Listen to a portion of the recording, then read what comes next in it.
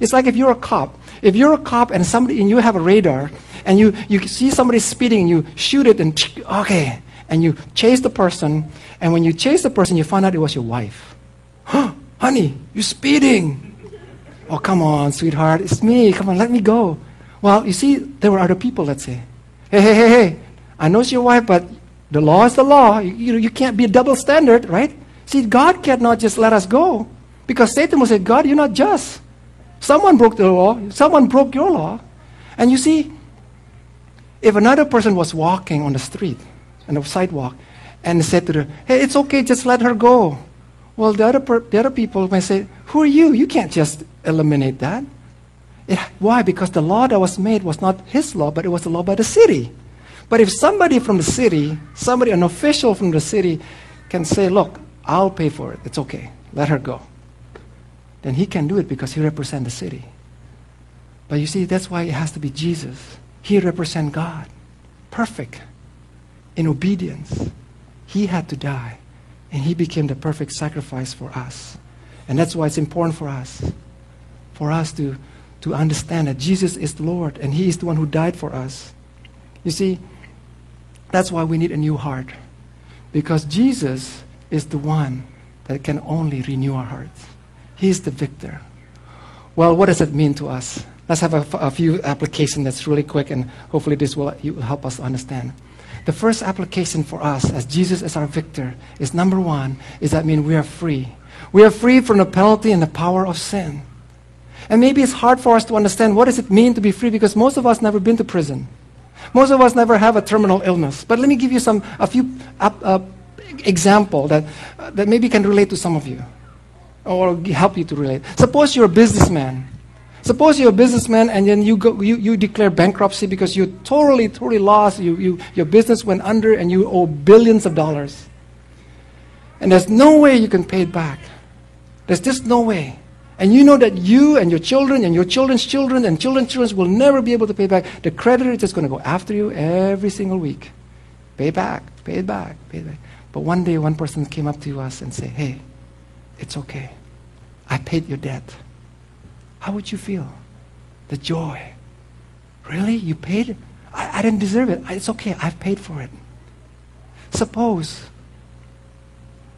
your liver is dying and you're waiting for a liver transplant. But you're waiting and waiting and no one's showed up. And the doctor finally comes up to you and said, you know what? I'm so sorry. We've done our best.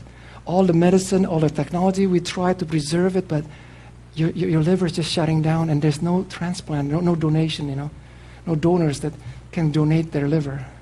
And just a day before you die, somebody comes up to us and says, it's okay. My son have decided to donate his liver for you. And you got a new liver so that you can live. How would you feel? Suppose if you're a parent right now and your child was kidnapped. And then the kidnapper said, I want $1 billion. And you said, I don't have that money. You contact all your friends. You sold everything, but all you got is a few $1 million. And the kidnapper said, I'm going to kill your son if you don't pay up $1 billion. But then one rich man comes up to us and says, it's okay, my son is going to the kidnapper and he will take your son's place and I'll pay for it. How would you feel? Let me show you a sad picture that I took from the internet. Because the Bible tells us, first of all, Romans 6, you have been set free from sin and have become slave to righteousness. And a few verses later, Paul says, but now you have been set free from sin and become slaves to God. But look at this picture. This is a woman who got caught in committing adultery in Iran. And they bury her up to her neck. And they're about to stone her to death. This is happening right now. When the Islamic law, when the extremists practice this. I took this from a newspaper. Look at her fear in her face. She was caught in adultery. And now they're going to stone her to death.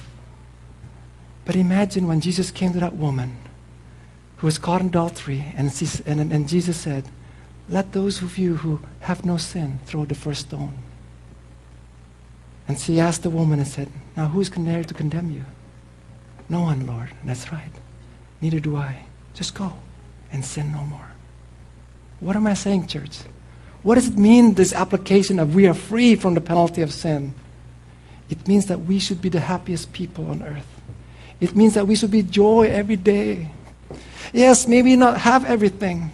Yes, we may not have all that we want, maybe all the nice cars or nice house, whatever it is, but it's okay because we have been freed. We're no longer going to die, but we are alive in the Lord. This is a good news, church. It's called delayed gratification. You know, when my daughter or son, they want something, they want it now.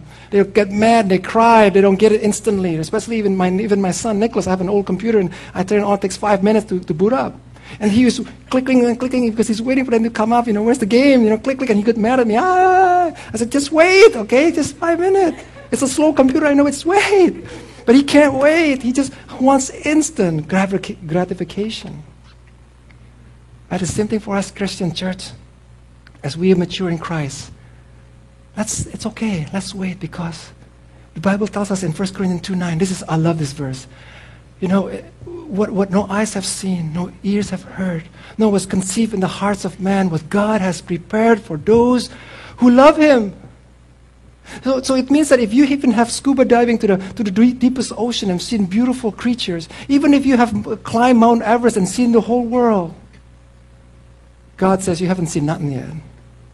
Even if you heard the most beautiful symphony in opera house in Sydney, even if you hear the beautiful playing of Phoebe during her recital, wonderful. But Jesus said, you haven't heard nothing yet, man. And even if you have a creative mind, that's nothing. God is preparing something awesome for us. It means, church, that it's okay. All the suffering that we're going through here on earth, whether it's financial, whether it's physical, whether it's relational, it's temporal. God has something greater for us. And that's the good news. But secondly, church, the second application for us is that not only are we free from the penalty of sin, but secondly, we are obligated. We're obligated to fulfill God's purpose. We have a second chance now. We have a second life. And God is giving us a second chance. Paul put it this way. He says, I'm obligated to the Greeks and non-Greeks, both to the wise and to the foolish. That is why I'm eager, he said. So first he said, I'm obligated. Not a bad obligation, a good obligation. He says, I'm obligated, and because of that, I'm eager, he says, to preach the good news, the gospel to you. We need to have that same obligation, church. From when we experience that joy, God, I'm supposed to die, but I have a new life. We should have a sense of obligation that I want to use my life now for God. We all know John Newton, of course, and the beautiful song that was sang earlier. He went through hell on earth. He's seen hell on earth.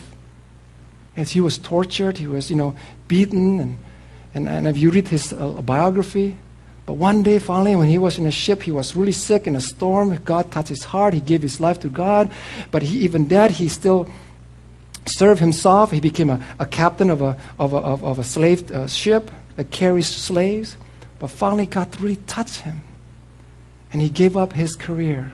And he became a minister, Anglican minister.